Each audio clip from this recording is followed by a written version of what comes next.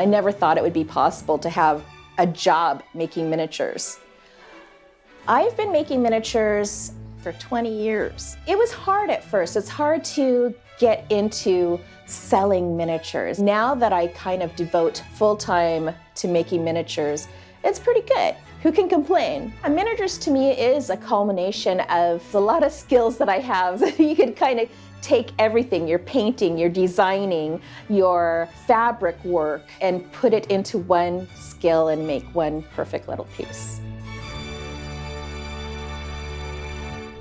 I think my furniture is a representation of me, at least all the good parts of me. Kind of foo-foo and very gold and extravagant. Mostly French pieces, Rococo, 17th century, Louis XVI style. Maybe I am reincarnated from some French era. In my perfect world, everything is French. I was doing these vignettes and I thought, I really would be nice to have something that flanks this little archway that I have in there. Why not a demi-lune table? It would be perfect. A demi-lune table is actually a half circle table, and in French, I believe it means half moon. The first step to making my demi-lune table is the leg. I will take a dowel and put it on the lathe, and then I will take a chisel and carve away each little layer of wood and shape it to the shape that I want. It can be a little bit time-consuming, but it's really rewarding. After I turn the leg, I get the detail work done, which is all the little grooves and ornamentation. I will use the flex shaft to carve out some of the larger bits, and then some of the smaller bits, like the grooves in the leg, I will just use a scalpel. I will take it over to my scroll saw and cut off the ends so I'm left with the finished piece. For the demi-lune table, I use cherry wood. It's a nice wood to carve and it doesn't lose its shape. Once I have the circle cut out, I will take it over to the sander and make sure that it's perfectly round. So then I take it over to my scroll saw again and I cut it in half. So I have 2 demi-lune tabletops. I will take one of them over to the flex shaft, which is a Dremel piece, and I will bevel out the edge. After I get the top of the leg done, I create the ornamentation. It looks like leaves and flowers, and on my piece, they're actually made out of epoxy clay.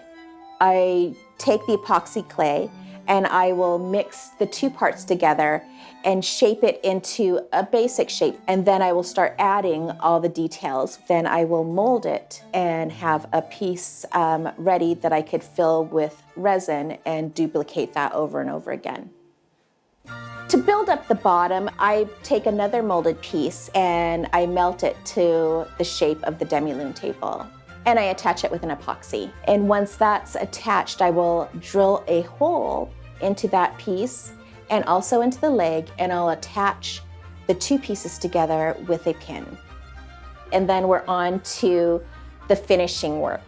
I mask off the tabletop and I take it over to my spray booth, and I like to spray it gold. I apply gold leaf adhesive and then we're ready to apply the gold. The gold leaf comes in sheets, thin sheets that are separated by another thin sheet of paper. And it's very delicate.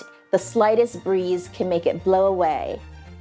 But it sticks so gently. You just brush it on and it kind of melts into the wood. And then I brush away all the bits that are unnecessary. Now we're on to painting the top. I will paint a base coat and then I will use a sponge and do different colors to create a marble effect. And then I seal it and then it's ready to go into the vignette. It's really cool to have something from your imagination and shrink it down, and then you have it in your hands. I like to tell myself that making miniatures and collecting miniatures is a lot cheaper than therapy.